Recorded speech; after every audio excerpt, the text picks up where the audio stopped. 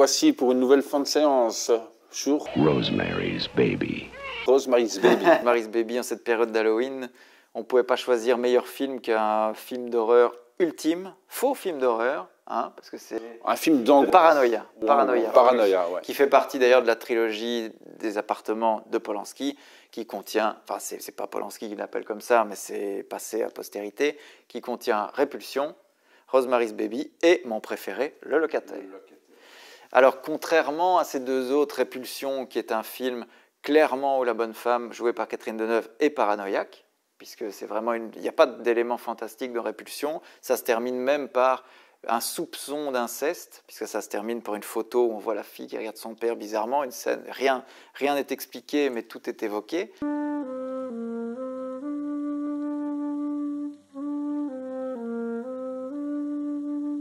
Rosemary's Baby, là, parle de Satan en essayant toujours d'être à distance. Et Le Locataire, là, c'est carrément un truc sur la peur de l'autre, sur le racisme, sur l'angoisse quand on a des voisins un peu particuliers.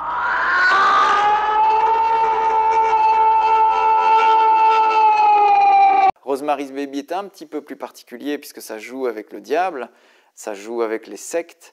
Et Polanski est un type qui déteste les sectes avant, évidemment, qu'il tombe sur la secte de Charles Manson. Miss Tate, who starred in Valley of the Dolls, was 8 months pregnant and was found in a bikini-type nightgown with a rope around her neck attached to the body of a man. Mais déjà avant, il était totalement cartésien. C'était un type qui ne pouvait pas imaginer faire un film sur le diable.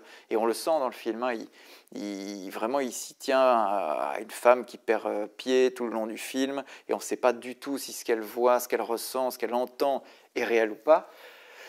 Jusqu'à la fin, qui penche directement vers le côté satanique. Mais même là, il décide de s'en moquer. What have you done to it?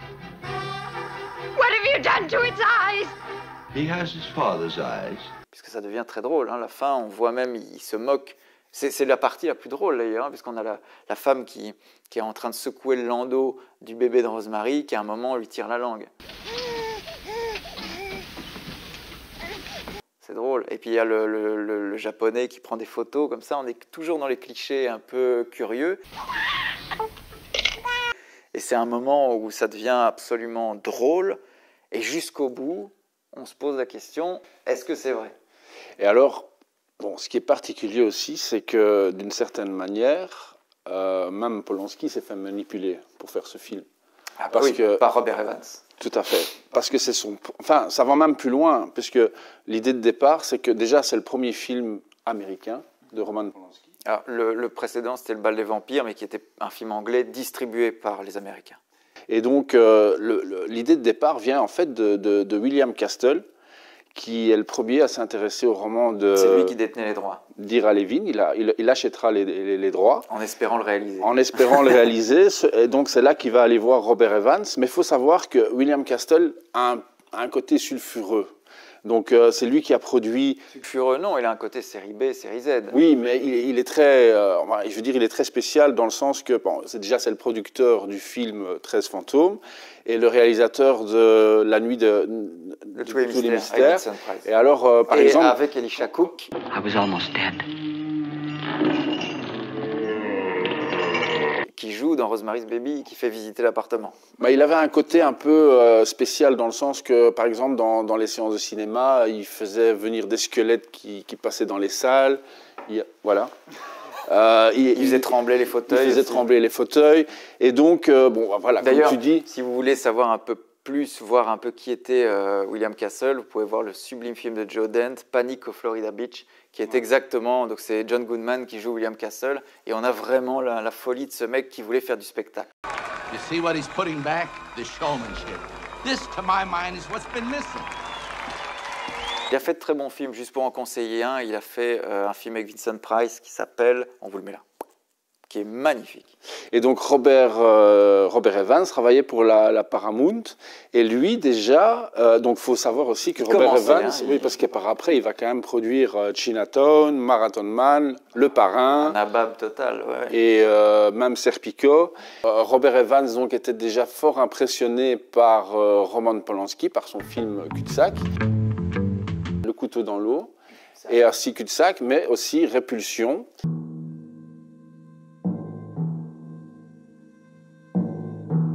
Et donc, il va essayer en fait un peu de la voir d'une manière un peu spéciale, parce qu'en fait, Roman Polanski est un grand amateur de ski. Et donc, il va lui envoyer un scénario d'un film qui s'appelle La descente aux enfers. Qui a été réalisé par Michael Ritchie. Avec Robert Redford, qui notamment, mais ça on en reviendra après, était pressenti justement pour le rôle du mari, mais il préférera aller tourner ce film. Non, il avait des problèmes avec le studio. Unfortunately, my head of business affairs at Paramount served him with papers of us suing him, and I, on the other hand, is trying to get him for the picture. Du coup, donc voilà, donc il va lui envoyer ce scénario de ski, et en même temps, il va lui envoyer le roman d'Ira Levin, et là, il va le lire d'une traite, et de cette façon-là, c'est comme ça qu'il va vouloir réaliser ce film.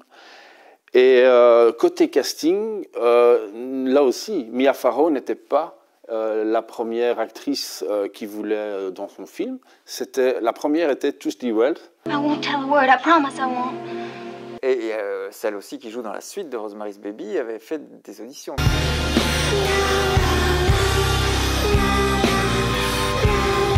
Et donc ils vont se tourner pour finir donc, vers Mia Farrow, qui était déjà connue aux États-Unis pour sa série de Peyton Place. And Mia Farrow as Allison Mackenzie. Et aussi évidemment avec son mariage Avec Sinatra. Avec Sinatra, qui était justement en train de... Et qui va causer beaucoup de problèmes sur le tournage d'ailleurs. Et donc finalement, le rôle donc, du mari va être destiné à John Cassavetes, qui venait justement de se rendre un peu populaire grâce au film Les 12 salopards. What do you think you got coming? Et il ne faut pas oublier le reste du casting aussi. Comme on est dans le casting, il y a Ruth Gordon. Et dans des modes. Oui, et alors moi, je l'ai connu plus tard, enfin quand j'étais quête, enfin quand j'étais enfant, je l'ai connu avec Clint Eastwood dans Ça va cogner. C'est là que moi je l'ai connu pour la première fois. Dans Ça va cogner et Doudou et dingue. Sublime actrice qui ne correspond pas du tout au livre parce que c'était une femme beaucoup plus ronde. D'ailleurs, dans Appartement 7A, elle est beaucoup plus représentative du livre. She skipped out of here like Cinderella at midnight. On frôle toujours le grotesque chez Polanski. Il n'a pas peur de se moquer, de basculer dans la comédie. C'est ça on discutait avec un copain qui n'avait pas aimé Rosemary's Baby. C'est sans doute ce qui peut poser problème aux spectateurs. C'est ce jeu d'effroi et de comédie qui est quand même très particulier à Polanski et qui peut dérouter plus d'un spectateur. That's the back part of the original 10 with a dining room. And there's a closet over here, and then there's a closet over here. Huh? Et dis-moi, Steph, toi, en tant que spécialiste de John Cassavetes, explique-nous un peu l'ambiance qu'il y avait au tournage et pourquoi ça n'a pas toujours fonctionné avec Roman Polanski. Alors, il y a plusieurs raisons, et ça, on devrait faire un fin de séance spécial Cassavetes. La principale, c'est que sur les répétitions, tout allait très bien. Donc, globalement, avec Cassavetes et Polanski, ça marchait en répétition. John Cassavetes, to play the husband. Well, the quality number one is that the actor fits the part. I needed somebody who looks like an actor. Et puis, dans le tournage, Polanski le dit dans ses mémoires, une fois que le tournage a commencé, il a eu l'impression, Polanski, qu'il ne voulait plus être dirigé, qu'il ne voulait plus travailler. Et Mia Farrow le dit aussi dans une interview, ça ne pouvait pas marcher, parce qu'il y avait une espèce d'envie d'improviser de Cassavetes, ce qui n'était pas possible chez Polanski. Et Polanski, qui était lui-même comédien, explique que quand Polanski lui-même était comédien, il se laissait diriger par le metteur en scène, alors que voilà, Cassavetes c'était à mon avis un gros emmerdeur, pain in the ass en anglais, ça veut dire. Et surtout Polanski, c'est pas pour ça que je veux pas dire que Cassavetes n'était pas un perfectionniste, c'était un autre cinéma. Ouais, totalement différent. Mais Polanski, il pouvait prendre des heures à régler la lumière. Pas au point des Kubrick. Qui lui était cinglé, mais il avait des trucs. D'ailleurs, il a pris du retard dans le tournage, pas énormément, mais il a quand même pris un peu de retard, à tel point que Polanski se faisait chier avec la Paramount parce qu'il prenait du retard, la Paramount l'emmerdait, et ils aimaient les rushs, mais ils disaient, bon, on a déjà pris 10 jours de retard, ça marche pas, et il rencontre Otto Preminger qui lui dit, mais ils aiment bien les rushs. Mais jamais personne n'a été viré parce qu'il n'aimait pas les rushs, donc grâce à ça, Polanski a continué à être exigeant, a continué à faire un beau film, et personne ne l'a viré. Mais pour revenir à Cassavetes, il y a aussi un deuxième point qui a fait que c'était, ça c'est dans les mémoires de Mia Farrow, Polanski qui était un chaud lapin, bon, c'était les années 60, c'était un mec qui disait qu'il ne pouvait pas concevoir qu'on soit fidèle à une femme. Pourtant, il était déjà avec Charles. Ouais, mais tu te doutes bien que... Voilà. Et donc Cassavetes, il dit, mais non, pas du tout, moi je suis toujours aussi amoureux de ma femme, ça ne changera jamais, quoi. Et c'est le seul moment où Mia Farrow explique que là, Polanski n'a plus su répondre quoi que ce soit. Donc on pourrait imaginer que le début de leur brouille, c'est peut-être pas tellement la façon de tourner, mais c'est peut-être l'incompatibilité des mentalités, quoi. C'est-à-dire que Cassavetes, bon, je dis pas qu'il n'a pas été infidèle, j'en sais rien, je connais pas sa vie privée, mais en tout cas, je pense que ça il avait des valeurs, l'emmerder. Ouais. Il avait ses valeurs. Mais alors, une autre anecdote, parce que sinon je vais l'oublier, je pense qu'il faut la dire. On n'en a même pas parlé d'ailleurs, c'est marrant. Mais pour ça, il faut voir la version originale, en anglais. Au moment où il y a le coup de téléphone que Rosemary reçoit... quand elle discute avec la personne aveugle, l'acteur aveugle qui est devenu aveugle et qui a été remplacé par John Cassavetes, en fait, il faut savoir que c'est Tony Curtis et c'est Polanski qui a fait exprès pour un peu déstabiliser le jeu de Mia Farrow parce qu'effectivement, elle connaissait Tony Curtis et donc la voix qu'elle entendait, elle ne savait pas qui c'était et apparemment, ça se ressent dans son jeu. Et ça, j'ai trouvé ça quand même intéressant. Well, I'm splendid. I've only broke 6 glasses today. Mais lui, Polanski, il est en train de... Il filme d'une manière qui n'est pas du tout la même. C'est-à-dire d'ailleurs, en plus, il filme avec des très courtes focales. C'est-à-dire qu'en gros, il est toujours à ça de ses acteurs. Oui, il filme à merveille l'oppression. D'ailleurs, dans l'appartement, c'est déjà souvent, c'est presque un huis clos, mais même le peu de scènes qu'il y a en dehors, je vais donner un exemple, par exemple la scène où elle sort dans la cabine téléphonique, là aussi, elle est enfermée, et alors un petit caméo. Et il traverse, mais il traverse, William Castle. Bien sûr, mais il traverse d'abord la rue en manquant de se faire écraser, parce qu'il filme à l'arrache quand même, dans les rues, avec les gens qui regardent. Oui, William Castle, ce qui est drôle aussi, avant de dire le caméo, parce que c'est assez marrant, mais il voulait donc vraiment réaliser ce film. Et Polanski, quand il en parle, il dit oui, mais il faisait ces films horribles qui n'avaient aucun intérêt, des séries B, tu vois. As a director, because he directed too, he was, he did this schlocky B pictures, scary with all kind of gimmicks and devices. Sometimes smoke in the cinema, or seats that shakes or whatever. But as a producer, Bill was always defending me. Et donc le caméo est très bien pensé d'ailleurs, puisque donc on voit, c'est très bien joué, parce que je pense pas que ça se remarque à la première vision. Moi je l'ai vu très tardivement. C'est qu'elle pense voir le médecin sataniste à travers la vitre du machin. Elle est en pleine panique. Et en fait, c'est William Castle qui ressemble un peu de dos au docteur. Et quand il se retourne, on voit la gueule de William Castle. Elle dit, ah ben non, c'est pas lui, elle sort. Donc c'est très, très bien fait, mais c'est pas appuyé du tout. Il y a jamais... Dans les films américains, on appuie tout de suite pour savoir ce qui se passe. Pas chez Polanski, quoi. C'est assez... Ça vraiment, ça entraîne le spectateur à participer dans ce film. Donc ça, c'est toujours sa marque de fabrique.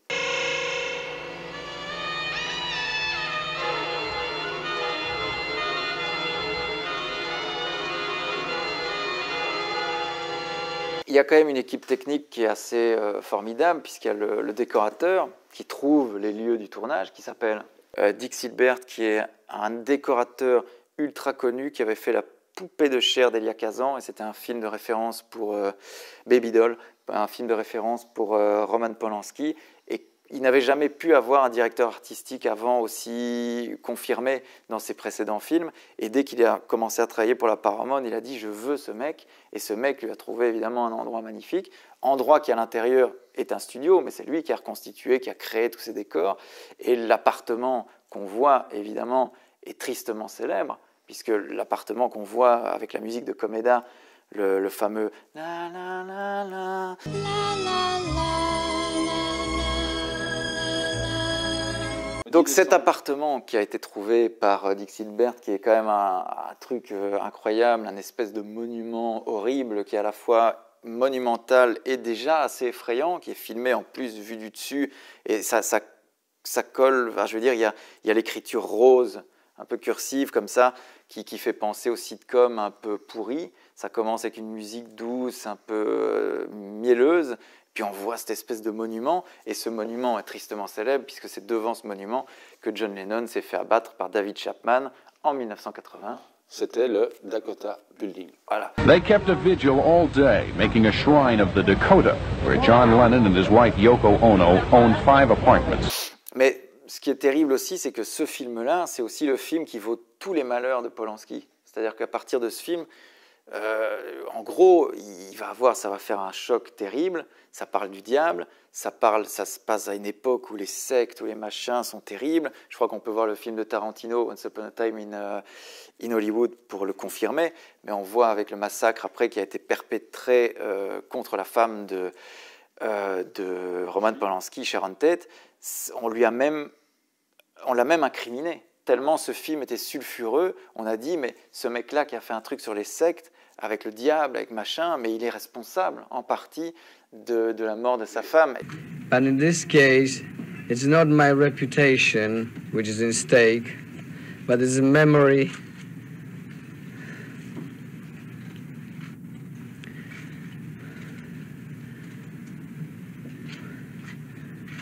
of only person who maybe loved me truly and whose name is being all over papers. Tout ça pour dire que ça a été très sulfureux ce tournage, que c'est un film qu'il a à la fois propulsé au firmament, mais qu'il a un peu brûlé complètement, surtout avec le fait divers qui en a découlé, puisqu'elle est quand même morte un an après, je pense. Elle est morte en 69, hein, bien sûr. D'ailleurs, il voulait que Sharon Tate joue. Donc il avait essayé, il voulait que les gens du studio disent « Non, ce serait bien de prendre Sharon Tate », mais il n'a jamais osé la proposer. Donc il espérait qu'on lui demande Sharon Tate, mais personne ne l'a fait. Sinon, il aurait aimé placer sa femme. Ça n'a pas été le cas, c'est dommage.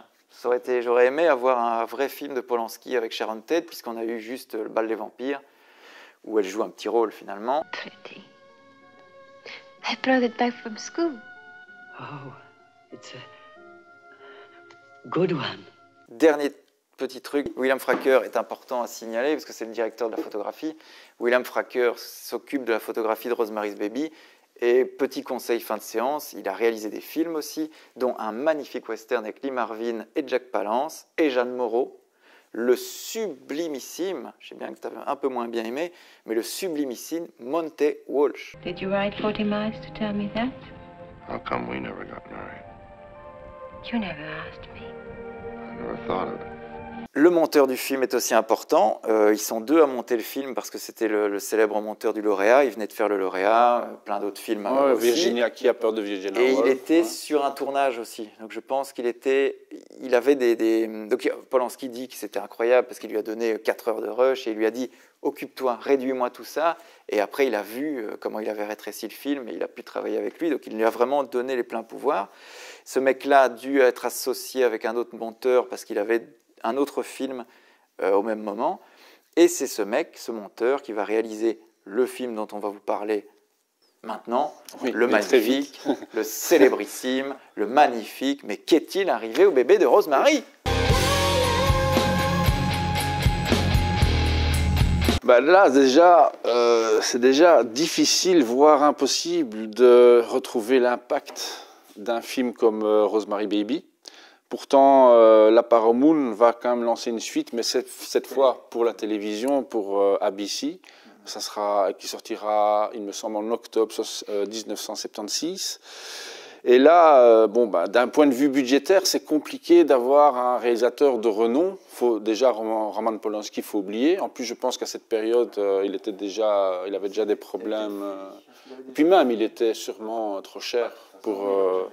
Et donc, c'est de là qu'ils vont ils vont se tourner vers Sam Austin, donc le monteur dont tu as parlé.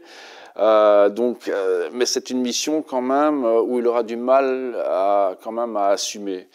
Et même, ça c'est mon avis personnel, Stéphane peut-être ne sera pas d'accord, mais même le casting pour moi n'a pas le charisme de l'original. Il est bon cet acteur. Non. Stephen McCarthy est excellent. Non, mais bon, bon acteur. Et même Ruth Gordon. Elle a un petit rôle. Elle a un petit Jeremy rôle. Land mais remplace pas mal. Lui, je reconnais que, mais bon, lui, en même temps, c'est aussi un géant. Et point de vue scénario, je ne sais pas si tu le connais, c'est Anthony Wilson. Mais en fait, lui, c'est surtout qu'il écrivait beaucoup pour les séries, en fait. Il a écrit pour les séries Bonanza, Les Envahisseurs, La Quatrième Dimension. Et là aussi, le scénario, pour moi, il y a beaucoup de temps mort, en fait. Oui, ça, d'accord. Ça, je suis d'accord. Il y a beaucoup de choses qui ne vont pas, mais je trouve ça inutile, certes, mais amusant de se dire qu'est-ce qui s'est passé après. Et alors, voilà, on sent trop l'impact des films qui étaient à la mode à ce moment-là, c'est-à-dire l'exorcisme, la malédiction. Et là où, pour moi, ça prend pas, la sauce n'a pas pris. Non, parce qu'il n'y a pas trop d'effets. Non, c'est pas ça. C'est que, encore une fois, je sais très bien que Polanski, à la fin de Rosemary Baby, il ne nous dit pas tout, il laisse dans la suggestion, mais bon, voilà, on a quand même plus envie de croire que le bébé dans le berceau, il n'a pas une apparence d'un bébé normal. Or, dans le film, et je peux comprendre que ça aurait été compliqué de faire un film avec un monstre, moi, ça colle pas, quoi. Le mec, il est trop bien, quoi. Then Rosemary's Baby has come of age. For a birthday boy. Satan has come to reclaim his son. Due to mature subject matter, parental discretion is advised. Look what's happened to Rosemary's Baby right after Paul Lynde. Friday, starting at 8, 7 Central and Mountain on ABC. C'est un film, j'ai regardé en me disant qu'est-ce qui se passe à ce petit bébé, à cette mère, tout ça, mais c'est comme si on regarde un accident sur le bord de la route, tu vois. C'est malsain de regarder un film comme ça, tu vois. C'est beau ce que je dis là, tu vois. Moi, ça m'a plu, mais c'est le genre de truc malsain qu'on ne doit pas faire, en gros. Donc ne regardez pas ce film, sauf si vous êtes curieux comme nous. C'est inutile. Alors pour moi, Stephen McCarthy, que j'aime bien, qui joue donc le fameux Adrian adulte, c'est le mec qu'on retrouve plus tard dans les films comme le magnifique film de Vincenzo Natali, dont j'ai oublié le nom, mais je vous le mets là, et un autre film avec Elijah Wood, qui est une petite pépite, que là, si tu vas le voir, tu vas adorer, Come to Daddy. Come here, come to Daddy. D'ailleurs, qu'est-ce qu'il avait fait juste avant? Je sais pas. James Dean. Did you ever get the feeling that your destiny's not in your own hands? Like there's something you just got to do, and you have no control over it? Donc, ce qu'est-il arrivé au bébé de Rosemary est assez curieux, parce qu'il y a eu une suite qui est arrivée du roman d'Ira Levin. Là, on peut peut-être faire une petite parenthèse. Ira Levin, c'est un mec qui a aussi fait beaucoup de livres sur, on ne va pas exagérer, mais sur la condition de la femme, parce que c'est aussi le mec qui a fait Les femmes de Stepford, que tu as vu aussi, de Brian Forbett, qui a été remaké avec Nicole Kidman, où les femmes sont des espèces de robots qui sont mises dans des maisons toutes pareilles. Donc ça parle aussi de l'aliénation de la femme. Donc Ira Levin, c'est un petit peu son dada, très bon film. Même le remake n'est pas horrible. Et donc ici, dans les années 90, Levin a fait la suite, le fils du bébé de Rosemary. Ouais, c'est ça. Et en fait, là, ça corrobore plus la thèse de Polanski, qui ne croyait pas à Satan. C'est que dans le livre, elle se réveille et tout est faux. Donc ça raconte l'histoire à peu près de qu'est-il arrivé au bébé de Rosemary. Mais ça ressemble plus à la malédiction.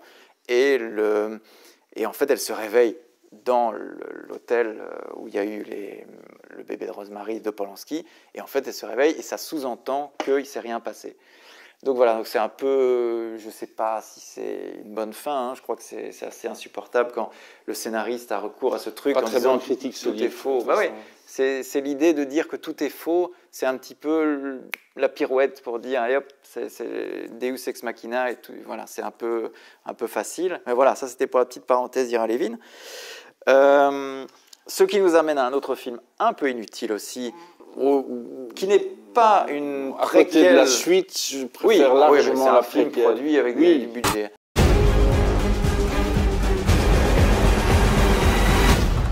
Et donc là, on ne s'intéresse pas on va faire une préquelle sur Rosemary, ce qui aurait pu se faire, hein, tu vois comment elle est arrivée à ça, mais en fait on fait une préquelle sur un personnage anecdotique dans Rosemary's Baby, qui est incarné par Angela Doriel. Et Dorian, je crois.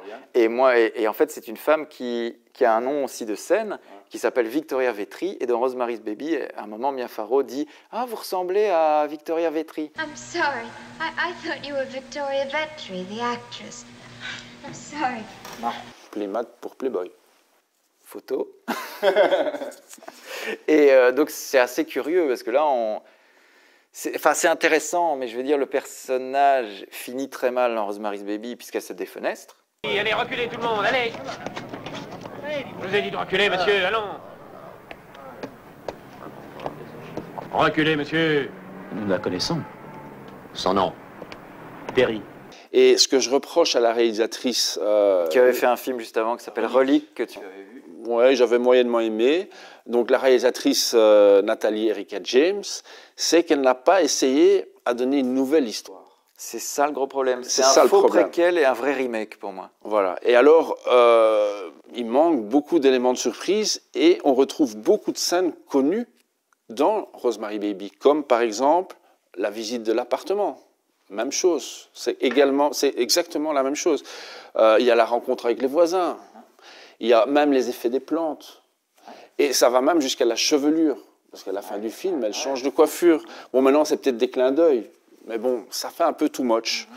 Et donc, alors, ce qui manque, ça, c'est vraiment la cerise sur le gâteau. C'est ce qui fait vraiment la recette de Rosemary. C'est le côté parano qui est un peu mal dosé. Un peu mal dosé, ouais. Mais bon, voilà. Voilà. Et alors, c'est pas déplaisant hein, comme film, mais... Et alors, ce qui se passe aussi, c'est que ça part un peu partout, surtout dans la deuxième partie. C'est le début qui m'ennuie. Moi, je trouve que la deuxième partie part dans tous les sens, et ça ralentit un peu le film, quoi, je trouve. Mais moi, j'ai un problème, parce qu'en fait, le film, il démarre comme... On sent qu'il a vu, que la réalisatrice a vu le remake de Suspiria. Mais le remake est très intéressant, parce que ils ont complètement changé le lieu, la teinte de l'image qui est beaucoup plus froide. On est en Allemagne, de l'autre côté du mur. Donc, et pourquoi je parle de ça? C'est parce que c'est une école de danse. Et dans le film Appartement 7A, on a cette femme où on va explorer son background en disant que c'est une danseuse qui s'est cassée. D'ailleurs, elle fait un saut, elle se brise la cheville. Ça. Les rêves ne se réalisent pas toujours.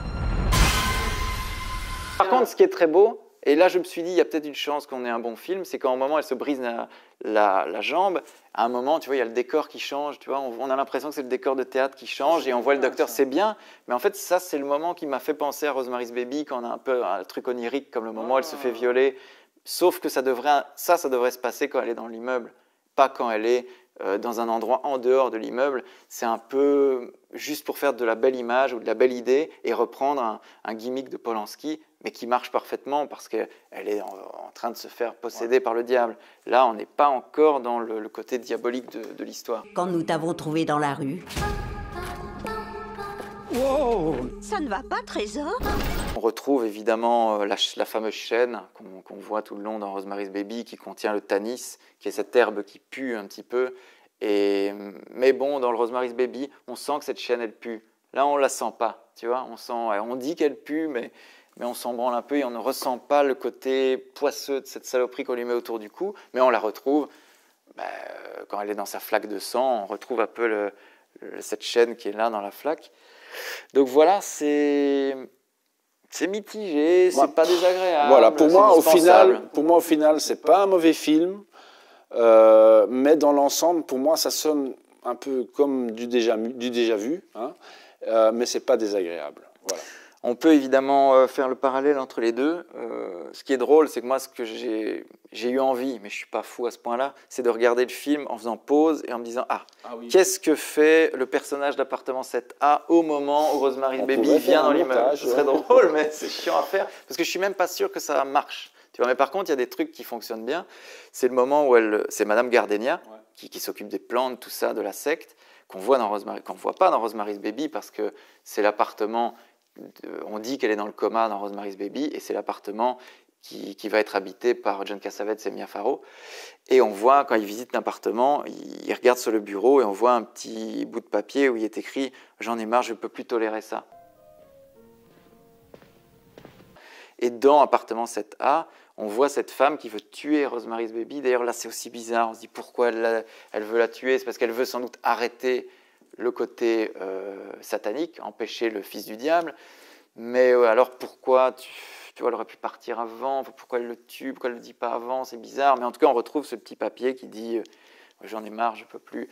Donc voilà, il y a des petits parallèles sympathiques. Qu'est-ce qui se passe, ma chérie? Est-ce que vous pouvez vous en aller? Et alors, pour ceux vraiment qui veulent tout voir de ce qui a été fait à propos de Rosemary Baby, il faut savoir qu'en 2014, ils ont aussi créé une série qui est un petit peu différente, qui se passe à Paris. You were chosen to be his mother. By who?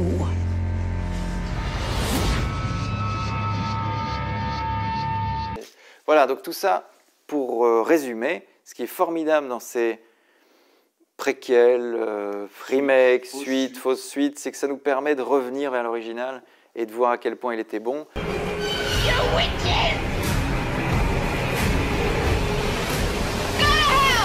Enfin, je pense que vous l'aurez compris, nous aimons beaucoup Roman Polanski. Et on vous conseille de voir Rosemary's Baby, mais vous pouvez commencer par vous faire la trilogie des appartements, en commençant par Répulsion, Rosemary's Baby et Le Locataire. Vous aurez un beau panel de films de Polanski, différentes périodes un petit peu. Hein. On a une période européenne, américaine, et hop, en exil, en France, où Polanski joue dedans. Donc voilà, on vous conseille ces 3 films. Si vous avez une belle nuit devant vous, enchaînez les 3 films d'un coup. À mon avis, vous ne le regretterez pas. D'ici là, on vous souhaite de bonnes fêtes d'Halloween, plein de bonbons, plein de sorts. Toi aussi. Il a tenu le coup, hein. Oh ouais. Il n'a pas pris une ride. Non, il apprécie. Et bon, il vous dit... il n'a plus de bras, ce garçon. Ici. Ah. Bon, il vous dit... bye bye. Au revoir. Abonnez-vous. Et d'ici là, bonne fin de... séance.